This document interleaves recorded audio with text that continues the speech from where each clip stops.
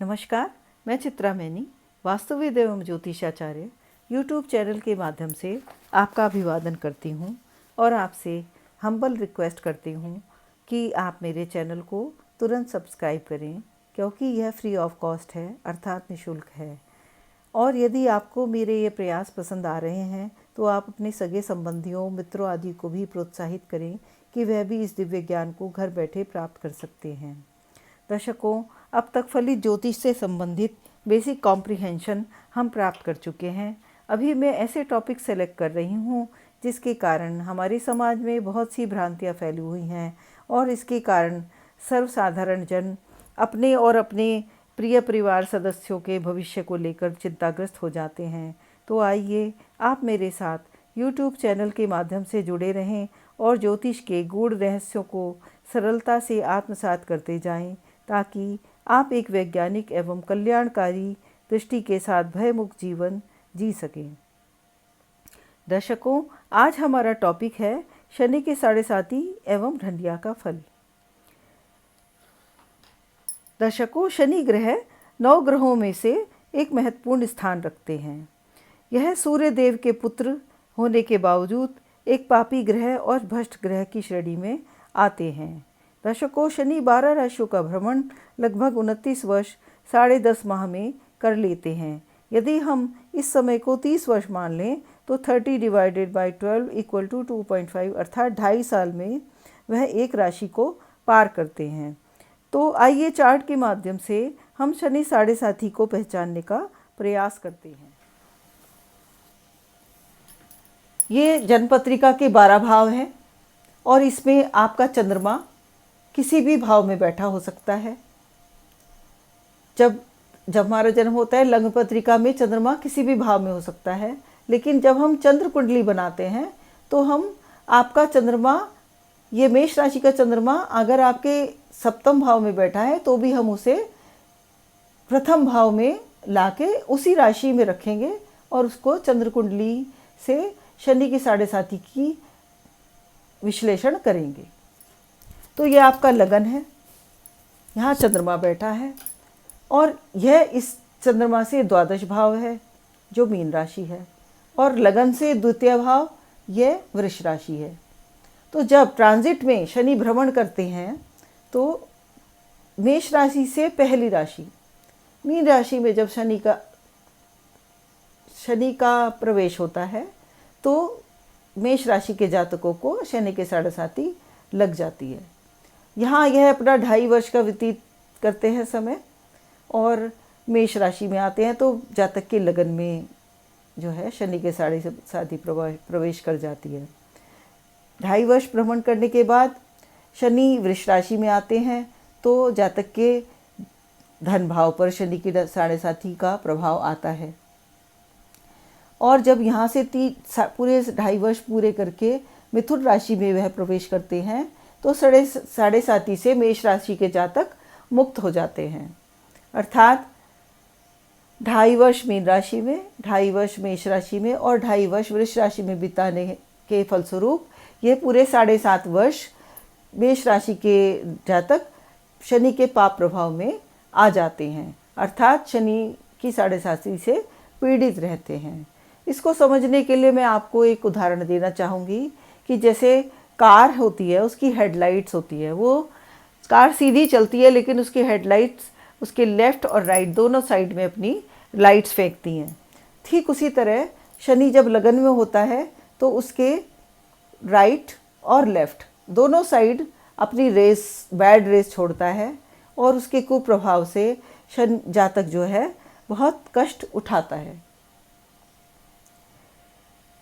आइए अब हम जानते हैं शनि की साढ़े साती के बारे में विस्तृत जानकारी। जब यह जन्म राशि के 12वें स्थान में होता है तो यह अपनी पूर्ण तृतीय दृष्टि से बुरा प्रभाव द्वितीय भाव धन स्थान पर डालता है। दर्शकों, शनि की 3 दृष्टि होती है, तीसरी, 7वीं और 10वीं। तो जब शनि 12वें भाव में होता है तो यहाँ से उसकी तीसरी दृष्टि 1, 2, 3 धन भाव पर होती है और 10वीं दृष्टि भाग्य भाव पर होती है।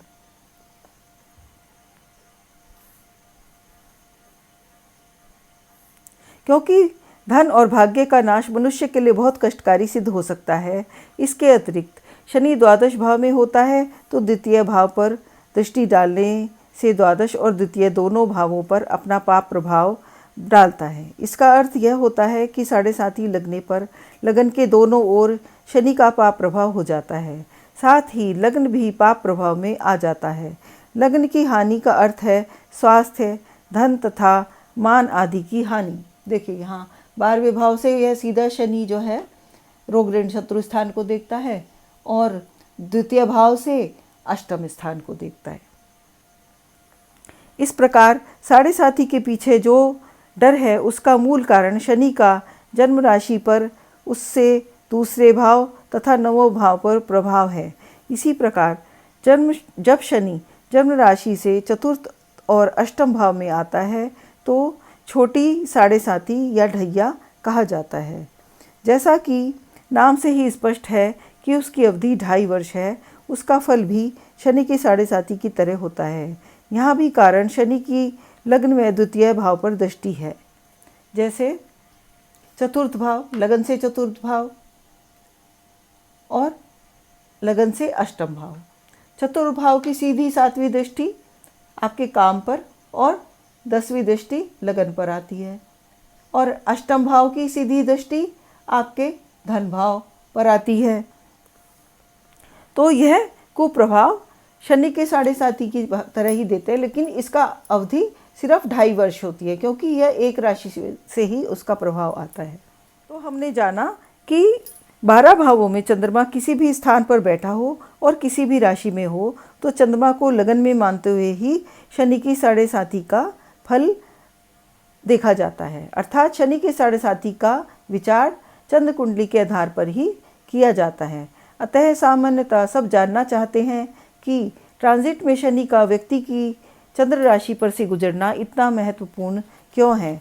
भारतीय ज्योतिष के अनुसार यह माना जाता है कि चंद्रमा व्यक्ति के मानसिक और मस्तिष्क का परिचायक है, मानसिक स्थिति और मस्तिष्क का परिचायक है। यह बहुत गतिमान है तथा शनि का शत्रु है। यही कारण है कि चंद्र कुंडली को लगन कुंडली जैसा महत्व दिया जाता है तथा यह चंद्रमा के प्रभाव को दर्शाता है। मैं यहाँ यह बताना चाहूँगी कि यदि आपकी पत्रिका में शनि चंद्रमा के साथ चंद्र से 12वें भाव या चंद्र से दूसरे भाव में बैठा है तो आपका जन्म शनि की 7.5 में हुआ है और ऐसे जातकों का जीवन संघर्षपूर्ण रहता है। दर्शकों, हम इस चीज़ को ऐसे समझेंगे कि आपका चंद्रमा मेष राशि का है तो ज़रूरी नहीं है कि ये शनि आपका यहाँ बैठा हो। ये भी ज़रूरी नहीं है कि आपके 12वें भाव में शनि हो और द्वितीय भाव में शनि बैठा हो, ज़रूरी नहीं है। लेकिन अगर आपकी राशि मेष है तो ट्रांजिट में जब भी शनि मीन राशि, मेष राशि और वृष राशि में आएगा तो आपको 7.5 लगेगी। लेकिन जब आपका जन्म हुआ और उस समय यदि शनि आपके चंद्रमा के साथ, चंद्रमा से 12वें अथवा चंद्रमा से द्वितीय, लग्न से द्वितीय अगर आपकी पत्री में बैठा हुआ है तो इसका संबंध सीधा आपके जन्म से है, जो आपका जन्म 7.5 में हुआ है। और इस 7.5 में जन्म के कारण ये जातक का जीवन जो है संघर्षपूर्ण रहता है। शनि ग्रह मकर और कुंभ राशि में स्वग्रही तथा तुला राशि में उच्च होता है। जिनकी पत्री में उच्च बलवान स्वग्रही या योग कारक होता है तो उन लोगों को शनि की 7.5 में विशेष हानि नहीं होती, परंतु कष्ट अवश्य होता है। निर्बल और शत्रु क्षेत्री शनि वाली कुंडलियों में शनि जातक को बुरा फल देता है। जैसे मेष राशि में शनि नीच है, सिंह एवं कर्क वृश्चिक राशि में शत्रु क्षेत्री होता है। ऐसी 7.5 कष्टकारक होती है जो तन मन व धन तीनों पर कष्ट देती है तथा चौथे 8वें भाव में शनि की ढैया तथा दशम भाव में दशम दृष्टि के से काम कारोबार पर बुरा प्रभाव डालती है। ये देखिए, शनि जो है मेष राशि में नीच होता है, कर्क, सिंह और वृश्चिक राशि में शत्रु क्षेत्री होता है, मकर और कुंभ राशि में स्वग्रही होता है और तुला राशि में उच्च होता है। तो जिनमें वह शुभ फल देता है और जो इनसे शत्रु भाव होता है उनमें वह अशुभ फल देता है। शनि ग्रह की साढ़े साती मनुष्य के जीवन में 2 या अधिक से अधिक 3 बार आती है। पहली साढ़े साती का आक्रमण प्राय बड़े वेग से आता है। उस समय जातक की आयु लगभग 30 वर्ष के आसपास होती है। दूसरे साढ़े साती का योग वेग बहुत धीमा होता है। उस समय दुख तो उठाना पड़ता है पर कष्ट अधिक नहीं होता। अंतिम साढ़े साती तो प्राय मृत्यु तुल्य होती है और कम ही जातक इस साढ़े साती का आक्रमण झेल पाते हैं, क्योंकि उस समय जातक की अवस्था 60 वर्ष से ऊपर होती है, 60 से 90 के बीच में होती है, क्योंकि यह जहाँ भी बैठता है 3, 7वें 10वीं दृष्टि से प्रभावित करता है। इसके अलावा शनि की साढ़े साती 3 राशियों पर होती है और ढैया 2 राशियों पर होती है। इस प्रकार देखा जाए तो गोचर में भ्रमण करते समय 5 भावों को एक साथ शनि ग्रह प्रभावित करता है। अगर 12 भावों में ये 5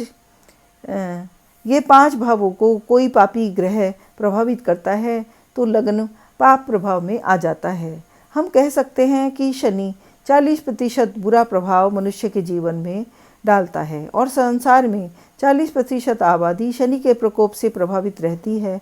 इसलिए शनि को बुरा ग्रह माना जाता है।